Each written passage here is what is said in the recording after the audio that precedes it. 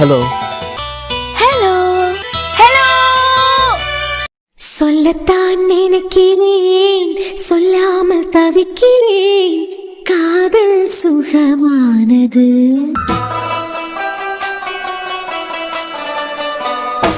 வாசற்படி ஓரமாய் வந்து வந்து பார்க்கும் தேடல் சுகமானது. சார் உங்களை எம்டி கூப்பிடுறாரு. ஓ, தீபக் சார் வந்திருக்காரா? ஆமா, ரவுண்ட்ஸ் போறதுக்கு போறாரு போல. அதுக்கு முன்ன ஒரு தடவை உங்களை பாக்கிறதுக்காண்டி கூப்பிட்டாரு. ஓ சரிம்மா, நீ போ, நான் வரேன். சரிங்க சார். என்ன எம்டி இன்னைக்கு வரமாட்டேன்னு தானே சொன்னாரு? திடுத்துப்புன்னு வந்திருக்காரு. அது மட்டும் இல்லாம வந்ததும் வராததுமா நம்மள வேற தேடி இருக்காரு. என்னவா இருக்கும்? வாங்க வினய். என்ன சார், இன்னைக்கு ஹாஸ்பிட்டலுக்கு வரமாட்டேன்னு தானே சொன்னியா? திடுத்துப்புன்னு வந்திருக்குதியா? அது ஒண்ணும் இல்ல வினய், நாளைக்கு காலமே கேரளா கிளம்புறதுக்கு போறேன். கேரளாவா? என்ன சார் திடீர்னு? ஒரு சின்ன குழந்தைக்கு ஹார்ட் சர்ஜரி. நாளைக்கு காலமே நான் கேரளா கிளம்பிடுவேன்.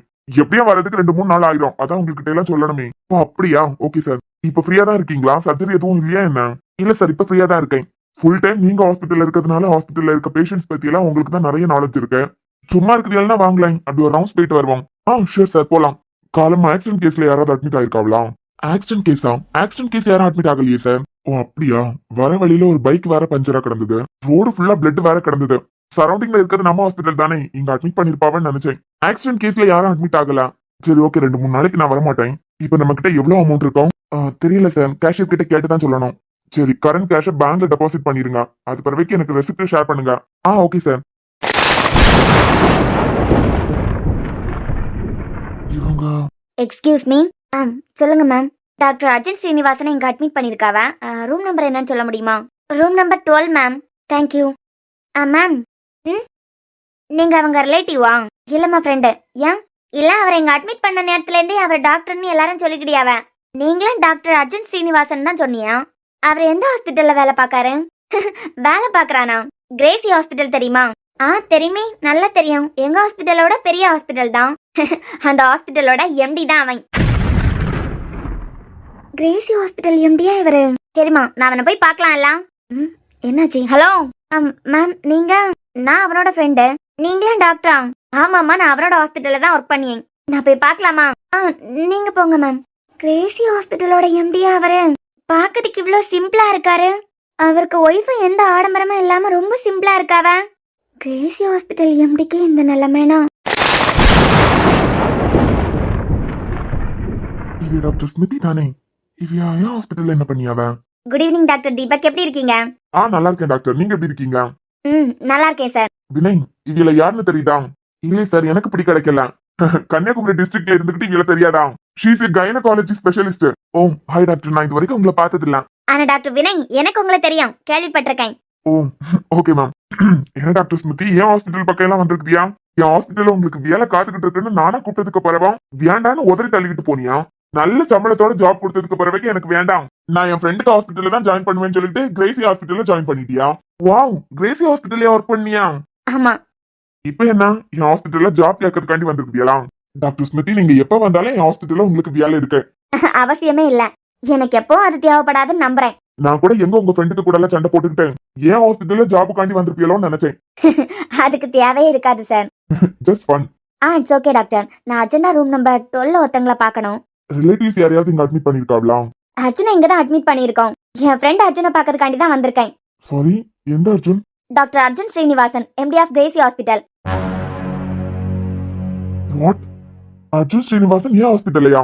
ஆமா, இங்க தான் அட்மிட் பண்ணிருக்கோம்.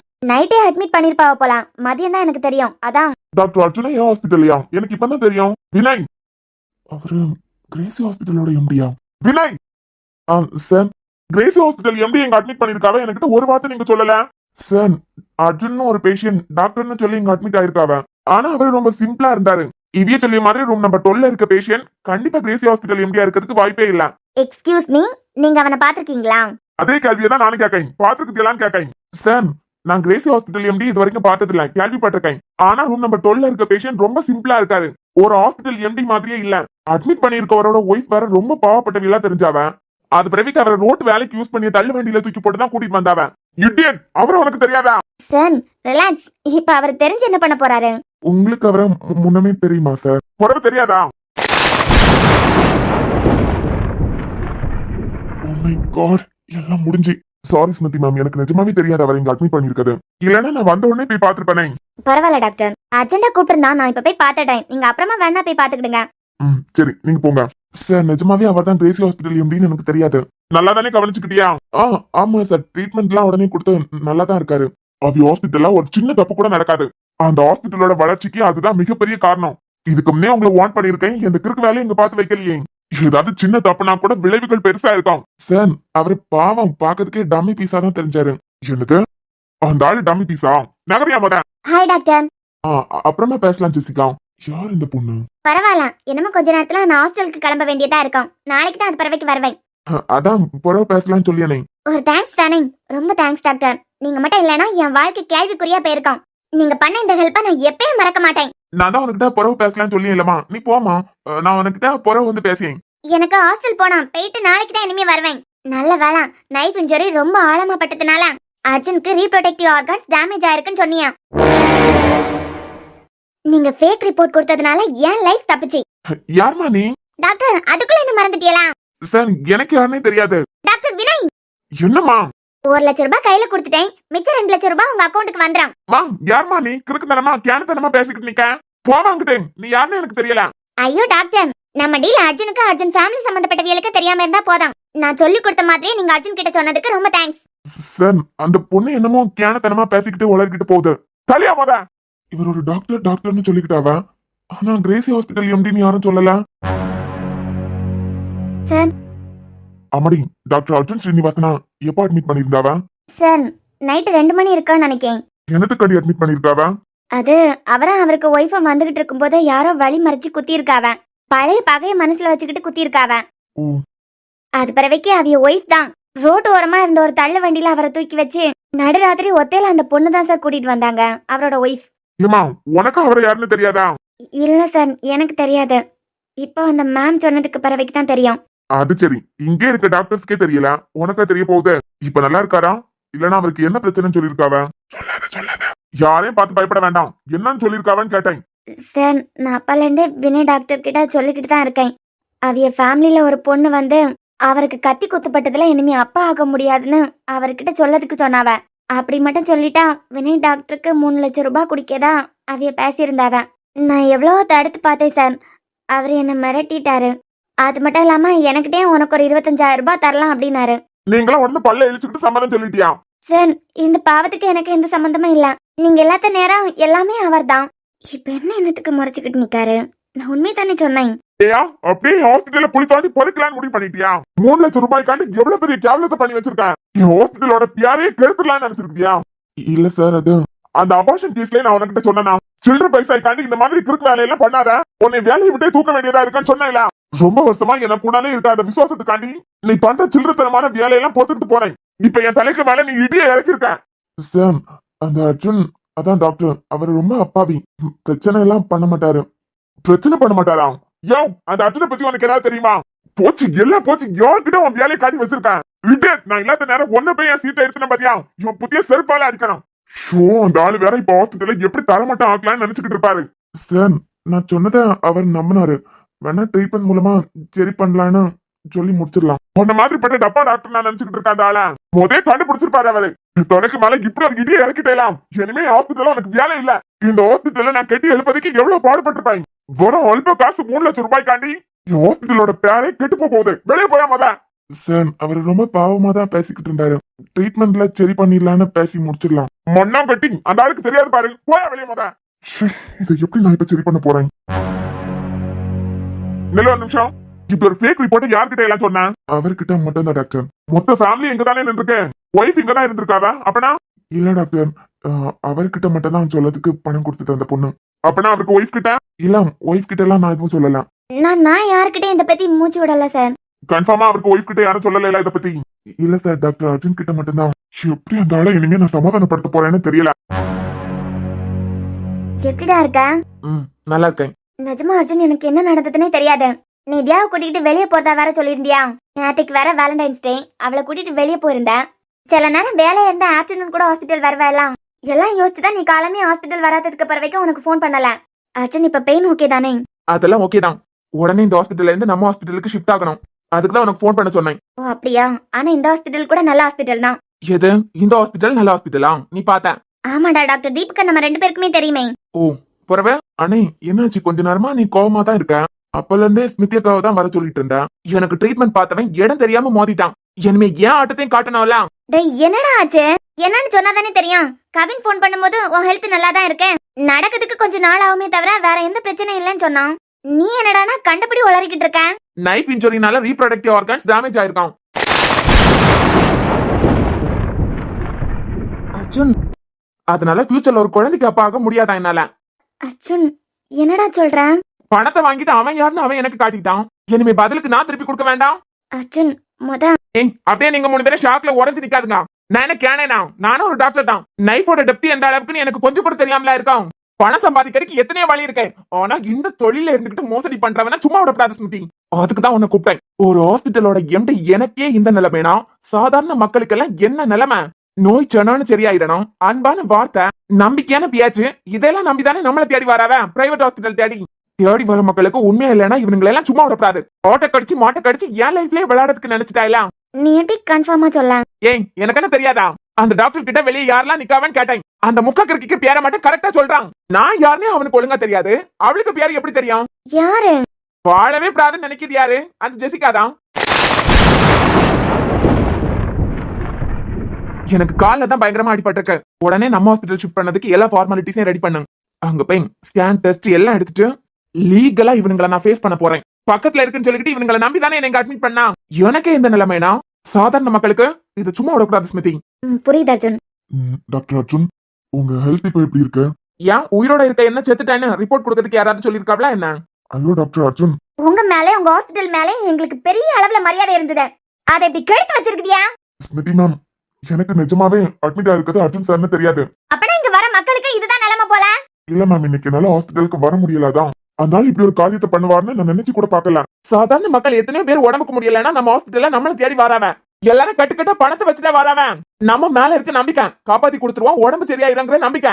ஒரு ஆபரேஷன் நடக்கிறதுக்கு முந்தி கையை காலை பிடிச்சு கெஞ்சுவாவன். எங்க கண்ணுக்கு நீங்க கடவுளா தெரியுறீங்க, எப்படியாவது என் பிள்ளையை காப்பாத்துங்க, என் புருஷனை காப்பாத்துங்கன்னு காலை உழுவாவன். அந்த நம்பிக்கையை காப்பாத்த வேண்டாம்? அந்த நம்பிக்கை காப்பாத்த வேண்டியது நம்ம பொறுப்பு இல்லையா?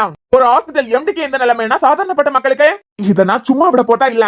அந்த ஆள் சொன்ன மாதிரி எனக்கு எந்த பிரச்சனை இல்லைன்னு ஸ்கேன் டெஸ்ட் எல்லாத்தையும் எடுத்து கோர்ட்ல சப்மிட் பண்ணதான் போறேன். லீகலா ஃபேஸ் பண்ணலாம். ஃபேஸ் பண்ண தயாரா இருங்க. எவ்வளவு பெரிய அநியாயம் நடந்திருக்கேன். நான் என்ன 10ஆம் கிளாஸ் படிச்சுட்டு இங்க வந்திருக்கேன் நினைச்சிருக்காரு. எனக்கு புரியல. இந்த விஷயத்தை எனக்கிட்ட மட்டும் தான் சொல்லிருக்கீங்களா இல்லனா என் ஒய்ஃப் கிட்டே சொல்லிருக்கீங்களா? இல்ல சார், பணம் கொடுத்த பொண்ணு உங்களுக்கு மட்டும் தான் தெரியப்படுத்தணும்னு சொல்லியிருக்குது.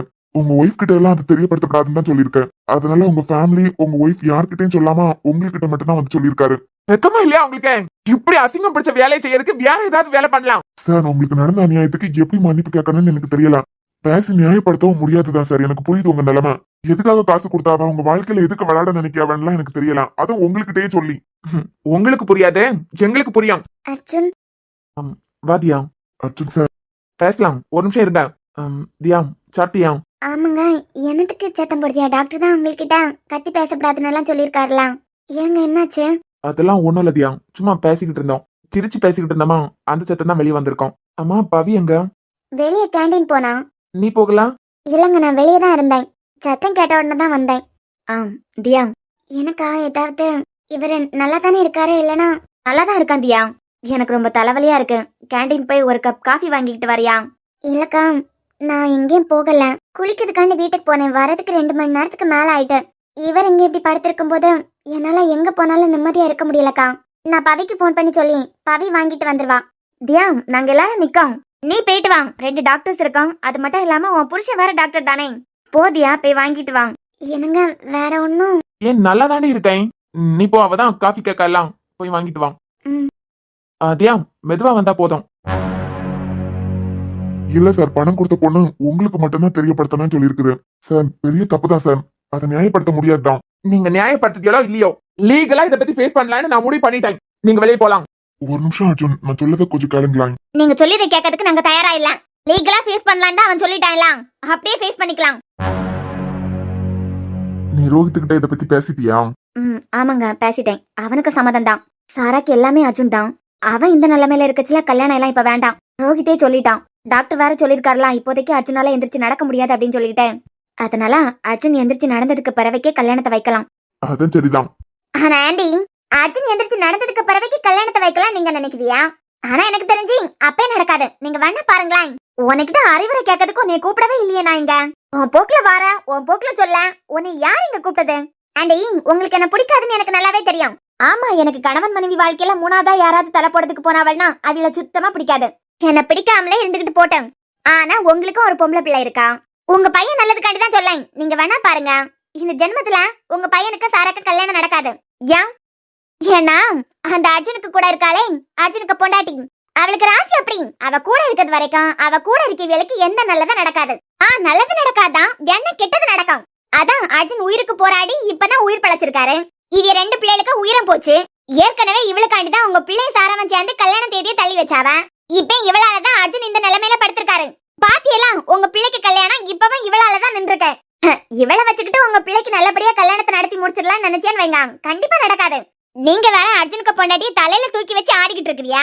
சாரா கண்ணிதான் அம்மா மாதிரி, எல்லாம் அவளுக்கு அவதான் நடத்தணும் அப்படி இப்படின்னு சொல்லிக்கிட்டு அவளை தலையில தூக்கி வச்சு கொண்டாடிக்கிட்டு இருக்கிறியா? அவராசிக்கு அவளை முன்ன விட்டு நீங்க கல்யாணத்தை நடத்தினியான்னு வைங்க, உங்க பிள்ளையா உங்க மருமகளா நல்லாவே இருக்க மாட்டாவ. அதை விட கல்யாணம் ஒண்ணு நடக்கதே டவுட் தான். முதல்ல நாங்க அர்ஜுன் கிட்ட எல்லாம் படிச்சு சொல்லிக்கிட்டு தான் இருந்தோம், இவளால உங்க உயிருக்கே ஆபத்து இருக்கலாம் அப்படின்னு. அது நடந்துட்டு அதே போல இப்ப உங்க பிள்ளைக்கு வாழ்க்கையில தியாதானே வந்திருக்கா. அவ இல்லாம இந்த கல்யாணம் நடக்காதுன்னு சொல்லிக்கிட்டு நீங்க நினைச்சிட்டு இருக்கிறியா? நாங்க சொல்லலாம், அவ இருந்தா இந்த கல்யாணமே நடக்காது. என்னமே இந்த கல்யாண தேதி தள்ளி போய் நீங்க உங்க பையனுக்கு வேற பொண்ணதான் பார்க்க போறியா? உங்களுக்கு சாராதான் மருமகளா தியானானா இந்த அனாதைய அடிச்சு துரத்துங்க. நீங்க வேணா ட்ரை பண்ணி பாருங்க, கண்டிப்பா உங்க பையனுக்கும் சாராக்கும் கல்யாணம் நடக்கும், உடனே நடக்கும். யாருக்கு தெரியும், உடனே அர்ஜுன் எந்திரிச்சு நிக்கிறதுக்கு கூட வாய்ப்பு இருக்கு. இன்னொரு வார்த்தை பேசினேன்னு வச்சுக்கான், வாயை கிழிச்சாலே கிழிச்சு விடுவேன். வயசு பொண்ண மாதிரியா பேசிய? ஆமா, கல்யாணம் ஆன அவன் தான் வேணும்னு ஆசைப்பட்டு இருக்கிறியே, உனக்கெல்லாம் கூச்ச நாச்சமே இல்லையா? கொஞ்சம் கூட அரவருப்பா இருக்காதா? ஏன் ரெண்டாவது கல்யாணம் பண்ணியது தப்புன்னு சொல்ல வரையலா? ஏன் அம்மாடி, உன்னை பேசுறதுக்கு விட்டா நீ திறமைசாலின்னு எனக்கு தெரியும். ரெண்டாவது கல்யாணம் பண்ணியது தப்புன்னு நான் சொல்லல, அது யாரு பண்ணணுமோ அவைய பண்ணலாம். ஆனா புருஷன் பொண்டாட்டியா நல்லா இருக்கவியல அடிச்சு துரத்திக்கிட்டு நீ நடுவுல இருக்கணும்னு நினைக்க கண்டியா? உன் கேவலமான எண்ணத்தை நினைச்சு எனக்கு அருவருப்பா இருக்கு. நீ எங்களுக்கு புத்தி சொல்லுதியா? கிட்டத்தட்ட உன் வயசு தானே அந்த தியா பொண்ணுக்கே இருக்கான். ரெண்டு பேரும் ஒன்னா வாழ்ந்துகிட்டு போட்டேன், இனிமே நம்ம ஒதுங்கிடுவான்னு உனக்கு தோணவே இல்ல. உங்க அட்வைஸ்லாம் எனக்கு தேவையில்ல. நீங்க வேணா பாருங்க, அவ இருக்கிறது வரைக்கும் உங்க பிள்ளைக்கு சரக்க கல்யாணமே நடக்காது. அப்படியே நடந்தாலும் அவளுக்கு தலைமையில நடக்க கல்யாணம் விளங்கவும் விளங்காது.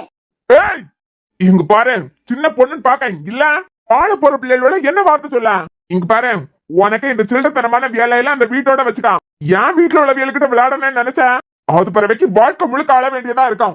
அங்கிள், உங்களுக்கு கோவம் வரேன்னு எனக்கு நல்லாவே தெரியும். இருந்தாலும் சொல்லேன், அந்த தியா ஏற்கனவே ஒரு ராசி கட்டவா. அவளுக்கு ராசியால அவ கூட இருக்கவளுக்கெல்லாம் உடம்புக்கு முடியாமலாம் இறந்து போறதுமாவே இருக்காவ. உங்க நல்லதுக்காண்டி தான் சொல்லேன், கேட்டா கேளுங்க, கேட்டா போங்க. உங்க வீட்டுல ஒரு உயிர் போகும்போது தெரியும். கிறிஸ்டினா நில்ல. என்ன பேச்சு பேசன்னு பாருங்க, இவெல்லாம் ஒரு பொண்ணா? இங்க பாரு, இதெல்லாம் நம்ப கூடிய ஆளோ நாங்க இல்ல. பேசி பேசி எங்க மனசுல விஷத்தை கலக்கலான்னு மட்டும் நீ பாக்காத. அது எப்போ நடக்காது, ஞாபகம் இருக்கட்டும். என் பிள்ளைக்கு கூட சாராக்கு கல்யாணம் நடக்கதா போகுது. தியாவை முன்ன வச்சுதான் கல்யாணம் நடக்கும். நடக்குதா இல்லையான்னு மட்டும் நீ பாரு. உனக்கே இவ்வளவு இருந்தா எங்களுக்கு எவ்வளவு இருக்கான் பாரு. தியாக்கு முன்ன வச்சுதான் ரோஹித் சாரா கழுத்துல தாலி கட்டுவான். நீ வேணா பாரு. இந்த மாதிரி கிறுக்குத்தனமான பேச்செல்லாம் எங்க கிட்ட இனிமே வச்சுக்கிட்டேன் போத்துக்கான். என் பிள்ளைகிட்ட சொல்லி உன்னை உள்ள போட்டாலும் போட்டுருவோம். நல்ல வேலை, ஆடவ புண்ணியத்துல எனக்கு இந்த மாதிரி ஒரு பொண்ணு பிறக்கலாம். எனக்கு மட்டும் இப்படி ஒரு பொண்ணு பிறந்திருக்கலாம், வெட்டி போட்டிருப்பேனா? கதவு பூட்டி போட்டிருக்காவ. எனக்கு அப்பே தெரியும் காஃபி வேணும்னு ஸ்மிருதி அக்கா கேட்டதெல்லாம் போய் என்னை வெளியே துரத்தியதுலே குறியா இருந்தாவ. இப்பயும் நான் உள்ள பெறப்படாதுன்னு சொல்லிட்டு கதவு பூட்டி போட்டிருக்காவ. என்னவா இருக்கும்? ஸ்மிருதி அக்கா இந்த ஹாஸ்பிட்டலோட எம்டி எல்லாம் வந்திருக்காவ போலயே.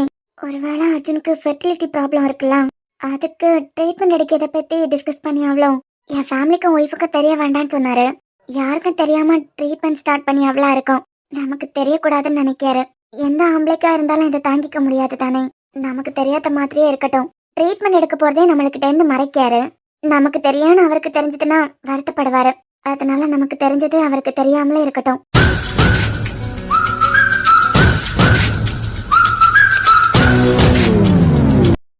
அர்ஜுன், உங்களுக்கு என்ன ரொம்பவே தெரியும், அதுவும் நல்லா தெரியும். என் எக்ஸ்பீரியன்ஸ்ல அது நடந்தது இது நடந்ததுன்னு சொல்லிட்டு நிறைய விஷயம் உங்ககிட்ட ஷேர் பண்ணிருக்கேன். உங்களுக்கு என்ன நல்லாவே தெரியும்ல டாக்டர். எனக்கு ஒரு ஹாஸ்பிட்டல் மேல நம்பிக்கை இல்லைன்னா எனக்கு நினைவு வந்த உடனே எங்க ஹாஸ்பிட்டலுக்கு போயிருப்போம். ஆனா வெளியில உங்க ஹாஸ்பிட்டல் மேல எனக்கு நிறைய மரியாதை இருந்தது. ஆனா உள்ள வந்ததுக்கு பிறகு தானே தெரியுதே. அர்ஜுன், எனக்கு வயசாயிட்டு உங்களுக்கு நல்லா தெரியும். எனக்கு பிறகு இந்த ஹாஸ்பிட்டல் எடுத்து நடத்துறதுக்கு யாருமே இல்ல. 4-5 வருஷம் தாண்டி தான் என் பொண்ணு அமெரிக்கால இருந்து வருவான். அது வரைக்கும் ஒத்த ஆளா என்னால இந்த ஹாஸ்பிட்டல்ல பாத்துக்க முடியாது. அதனாலதான் அந்த வினய் கிட்ட பொறுப்பை கொடுத்திருந்தேன். அந்த ஆள் இப்படி ஒரு அநியாயத்தை பண்ணுவார்னு நான் நினைச்சு கூட பார்க்கல. நான் மன்னிப்பு கேட்டுக்கிறேன் அர்ஜுன். இல்ல டாக்டர், லீகலா ஃபேஸ் பண்ணிக்கலாம். உங்க கூட மோததுக்கு எனக்கு தம்பு இல்ல. இந்த ஹாஸ்பிட்டல்ல இருக்க ஒவ்வொரு செங்கல்லையும் என்னோட எஃபோர்ட் அவ்வளவு இருக்கு. நீங்க நினைச்சீங்கன்னா என் ஹாஸ்பிட்டல்ல தரமட்டம் ஆக்கிறதுக்கு கொஞ்ச நேரம் போதும். உங்க கூட என்னால மோததுக்கு முடியாது. ஆனா எனக்கே தெரியாம நடந்த தப்பு இது.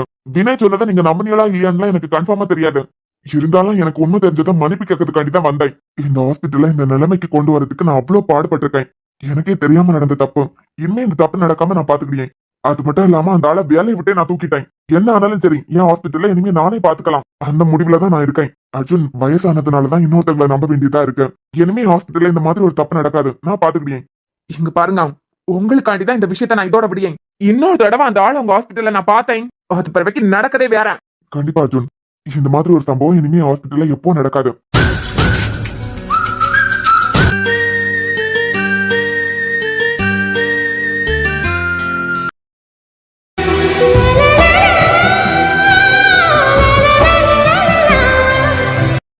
மக்கா என்னமா காணல? 1.5 மணி நேரத்துக்கு முன்னமே ஆஸ்பத்திரியில இருந்து கிளம்பியாச்சுன்னு சொன்னாவ. பாட்டிமா வருவாவ. ஆமா, அர்ஜுனுக்கு வேற அடிபட்டு இருக்கலாம். டாக்டர் வேற அவனுக்கு கால் அசைக்கப்படாதுன்னு சொல்லியிருக்காவ. அதனால ரோஹித் வண்டியை மெதுவா தான் ஓட்டணும்னு சொல்லிட்டு இருந்தான். அப்பனா சரி. ஏன்னா நாங்க கிளம்பிட்டேன்னு சொல்லி ரொம்ப நேரம் ஆகுது கண்டியலாம். பிள்ளை பையன் வேற அப்பப்ப கால் வலிக்குதுன்னு சொல்லிக்கிட்டே இருந்தான்.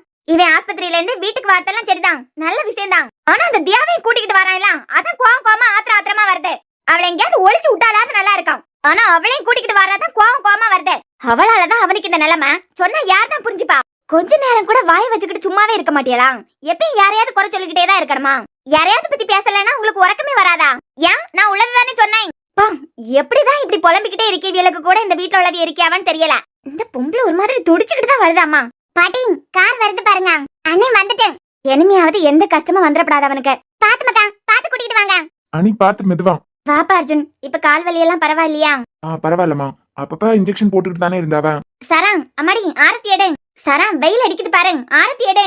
இவன் என்ன லுக் விட்டுக்கிட்டே இருக்கா? எடி எடு, அதுக்கு தானே வந்து நிக்க. இனிமாவது என் பேரனுக்கு எந்த கஷ்டமும் இல்லாம நிம்மதியா இருக்கணும். தலைக்கு வந்தது இதோட போச்சுன்னு சொல்லிட்டு சந்தோஷப்படியதை தாண்டி வேற என்ன சொல்லதுக்கு? இனிமையாவது என் பேரனுக்கு பொண்டாட்டி சந்தோஷமா இருக்கணும். வாண்ணே. அட்ட சக்கம், இப்ப எல்லாம் ஆட்டமே ஆரம்பிக்குதே. இனிமையாவது உனக்கு எந்த கஷ்டமும் இல்லாம நீ சந்தோஷமா இருக்கணும். அது மட்டும் தான் இந்த தங்கச்சிக்கு வேணும். தள்ளிவா, அங்க போய் நிக்க. இல்லங்க, நீங்க தானே ஆஸ்பத்திரியில இருந்து வந்திருக்கீங்க, உங்களுக்கு எடுக்கட்டும். தியாம், நீ அவன் பொண்டாட்டி தானமா? யாரோ மாதிரி தள்ளி போய் நிக்க. கிட்ட வா, அவனுக்கு கிட்ட வந்து நில்லு. இனிமையாவது ஒன்னா காலம் முழுக்க சந்தோஷமா வாழாண்டாமா? இமிட நாளம் தான் அது இதுன்னு சொல்லிக்கிட்டு அலை கழிச்சுக்கிட்டே இருந்தது. உங்க வாழ்க்கையில இது வரைக்கும் கஷ்ட காலமா இருந்திருக்கலாம். இனிமே ஒன்னா சேர்ந்து சந்தோஷமா வாழ்க்கை ஆரம்பிக்காண்டாமா? சேர்ந்து வா. இல்லம்மா, சரம் நீ எடு. பக்கத்துல வான்னு சொல்லிக்கிட்டு தானே இருக்கேன். யாரோ மாதிரி அங்க தள்ளி போய் நிக்க. உன்னை வச்சு ஆரத்தி சுத்தினா சுத்தட்டும், இல்லனா இதெல்லாம் எனக்கு வேண்டாம். வீட்டுக்குள்ள கூட்டிட்டு போ. தியா, அதான் சொல்லிக்கிட்டே இருக்கான்லமா, பக்கத்துல வா. தியா, எனக்கு ரொம்ப நேரம் வெயில இருக்க முடியல, வா. அர்ஜுன், என்ன? இல்லனே, நீ மட்டும் தானே ஆஸ்பத்திரியில இருந்து வந்திருக்க. வேற எல்லாரும் சும்மா உன்னை பாத்துக்கிட்டு இருந்தவிய தானே, அதான் உனக்கு மட்டும் தானே. இப்பயே சுத்தினா சுத்து, எனக்கு இதுல எல்லாம் நம்பிக்கை இல்ல. பெரியவியலுக்காண்டி தான் இருக்கேன். வெயில ரொம்ப நேரம் இருக்க முடியல, இல்லனா உள்ள போறேன். எடுக்கிறேனே. எனக்கு அப்படியே பத்திக்கிட்டு வருது. இவள அர்ஜுனுக்கு கூட ஒன்னா வச்சு பாக்கச்சுலாம் கோவமா வருது. இதோட இவள ஒழிச்சு கட்டலான்னு பார்த்தா முடிய மாட்டேங்குது. தியாம், உள்ள கூட்டிக்கிட்டு வாமா. சரிம்மா. சிலருக்கு கண்ணெல்லாம் பட்டதான் பச்சை மரமா பட்டு போவான். அத போல இனிமே ஒருத்திக்கு கண்ணு உங்க மேல பட்டப்படாது. 2 பேரும் சந்தோஷமா 100 வருஷம் வாழணும். உள்ள போமா, உள்ள கூட்டிக்கிட்டு போய் என்ன பேரனா.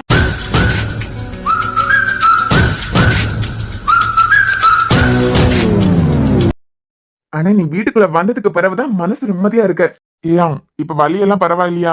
ஆமாப்பா, இப்ப பரவாயில்ல. தினமும் ஹாஸ்பிட்டலுக்கு போயிட்டு வந்திருக்க வேண்டாம். என்னமோ தெரியல, பெட்லயே படுத்து கிடக்குச்சுல, என்னமோ மாதிரி தான் இருந்தது. வீட்டுக்கு வந்ததுக்கு பிறகுதான் திருப்தியா இருக்கு. ஒன்னும் வருத்தப்படாதப்பா, தைரியமா இரு. சொன்னாலும் எந்திரிச்சு நடப்பேன். எங்க எல்லாருக்கும் அந்த நம்பிக்கை இருக்கு. சரிப்பா. அது பிறகு அர்ஜுன். என்னம்மா? ஒன்னும் இல்லப்பா, ஆஸ்பத்திரியில வச்சு இத பத்தி பேசணும்னு நினைச்சோம். சரி, ஏற்கனவே நீ எழும்பதுக்கு கூட முடியாம படுத்து கிடக்க, அதான் இந்த விஷயத்த பத்தி அங்க பேசுறதுக்கு விரும்பல. என்னம்மா, என்னன்னாலும் சொல்லுங்க. கல்யாணத்துக்கு இன்விடேஷன் எல்லாம் அடிக்கிறதுக்கு கொடுத்துட்டோம். ஆமாமா, அதான் சொன்னியலை முதே. இப்ப இன்விடேஷன் அடிக்க வேண்டான்னு கேன்சல் பண்ணலான்னு இருக்கோம். சாராக்கு எல்லாமே நீதான். தியா வரதுக்கு முந்தி உனக்கு எல்லாமே சாராதான். இந்த நிலைமையில கல்யாணம் நடக்கிறதெல்லாம் சரிப்பட்டு வராதுப்பா. அதனால இப்போதைக்கு கல்யாணத்தை வைக்க வேண்டாம். அம்மா நல்ல வேளை கல்யாண மண்டபம் எல்லாம் பார்த்தா ஆனா அட்வான்ஸ் கொடுக்கலாம். நீ சரியாயி நடந்து தெரிஞ்சதுக்கு பிறகு கல்யாணத்தை வைக்கலாம். இல்லம்மா, முதல் எனக்காண்டியும் தியாக்காண்டியும் தான் எல்லாருமா சேர்ந்து கல்யாண தேதியை தள்ளி வச்சியா. இப்பவும் எனக்காண்டி தானே. உனக்காண்டின்னு பழைய உன மேல தூக்கி போடியதை நிறுத்தேன். எங்க வீட்டுல யாருக்காவது ஒண்ணு ஆயிருந்தனாலும் மனசாட்சி படிதானே நடந்துப்பியா? உன் தங்கச்சி கல்யாணத்தை ஜாமுன்னு நடத்தணும்னு ஆசைப்பட்டேன். இப்ப நீயே இப்படி உட்கார்ந்து இருக்கச்சுலாம். இப்ப கல்யாணம் எல்லாம் வேண்டாம். நல்லபடியா எந்திரிச்சு நடா. நீ நல்லபடியா எந்திரிச்சு நடந்ததுக்கு பிறவைக்கு சந்தோஷமா கல்யாணத்தை நடத்தலாம். சாரா ரோஹித் கல்யாணத்தை தள்ளி போடியாவல்னா இவ இந்த வீட்ல இருந்து வெளியே போக மாட்டாளே. எப்படியாவது சாராக்கா ரோஹித்துக்கு கல்யாணம் நடந்தாதான் இவளை இந்த வீட்ல இருந்து வெளியே துரத்தவே முடியும். அது பிறவைக்குதான் இந்த அம்மா கிறிஸ்டினா வாயை முடிக்கிட்டு இருக்கான். அதுக்கு முன்ன இவளை துரத்தவே முடியாது. கல்யாண தேதியா என்னத்துக்கு தள்ளி வைக்கணும்? ஏன் உனக்கு தெரியாதா? அர்ஜுனால எந்திரிச்சு நிக்கவே முடியாது. அவர் தங்கச்சி கல்யாணத்தை ஜாமுன்னு நடத்தணும்னு ஆசைப்பட்டாரு. சந்தோஷமா அவருக்கு தங்கச்சி என்கிட்ட ஒப்படைக்கணும்னு நினைச்சாரு. இந்த சூழ்நிலையில கல்யாணத்தை தள்ளி வைக்காம அவர் எந்திரிச்சு நடந்ததுக்கு பிறவைக்கு எங்க கல்யாணம் நடக்கட்டும். அர்ஜுனால முடியாதா என்ன? அர்ஜுன் காலை எழுப்பலாம் கீழே வச்சு பாருங்க, உங்களால எந்திரிச்சு நிக்க முடியும். இவன் என்ன பைத்தியமா? ஏ ஜெசிகா, உனக்கு என்ன கிறுக்கா பிடிச்சிருக்கேன்? டாக்டர் தான் சொல்லிருக்காருல, அண்ணன் காலையே அசைக்கப்படாதுன்னு சொல்லி தானே விட்டுருக்காரு. நீ என்னடா வெயிட் கொடுத்து எந்திரிச்சு நிக்கிறதுக்கு சொல்ல?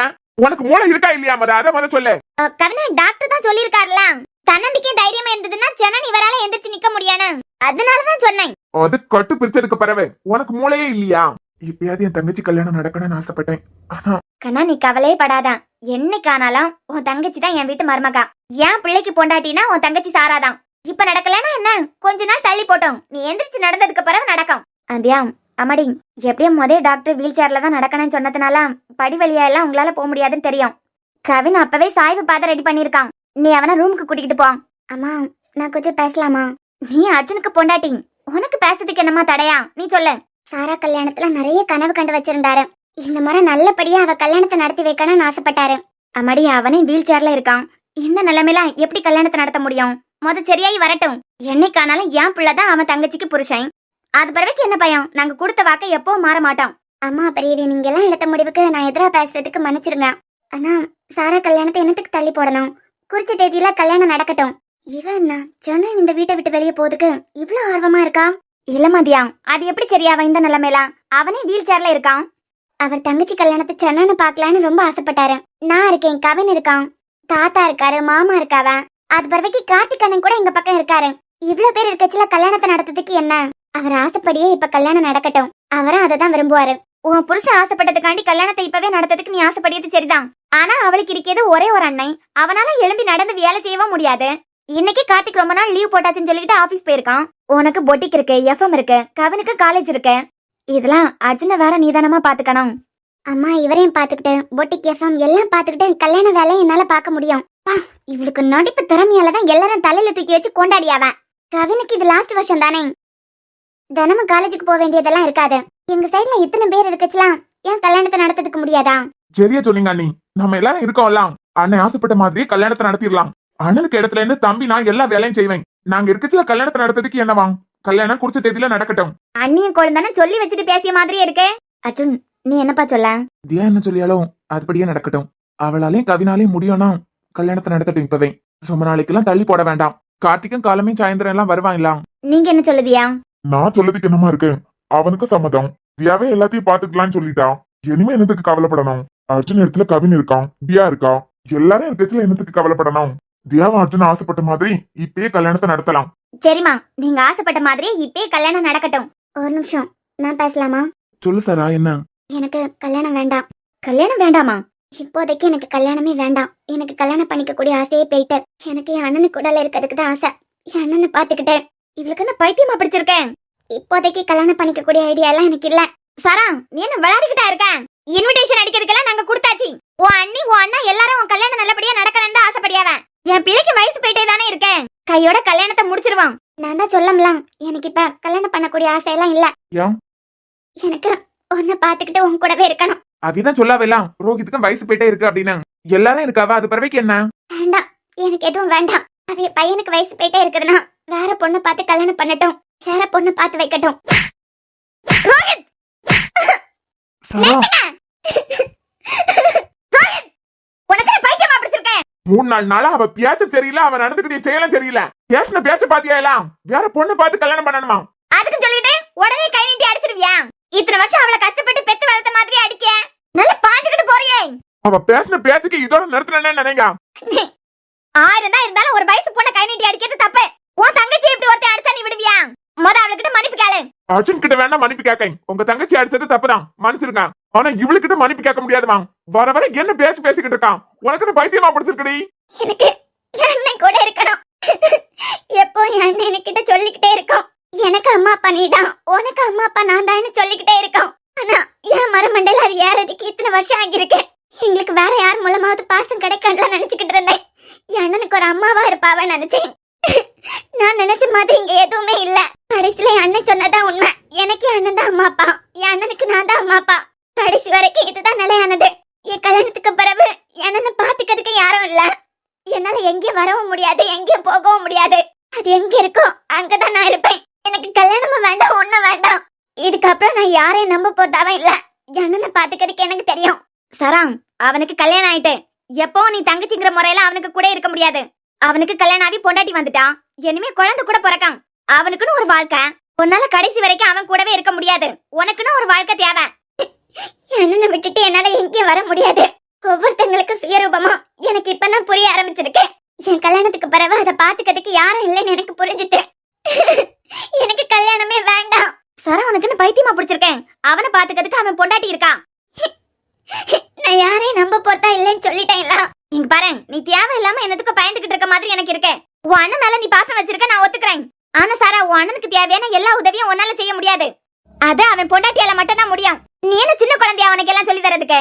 குறிச்ச தேதியில கல்யாணம் நடக்கணும்னு உன் அண்ணன் ஆசைப்பட்டுட்டான். அப்படியே நடக்கட்டும். இல்ல, என் அண்ணனை விட்டுட்டு என்னால எங்கேயும் வர முடியாது.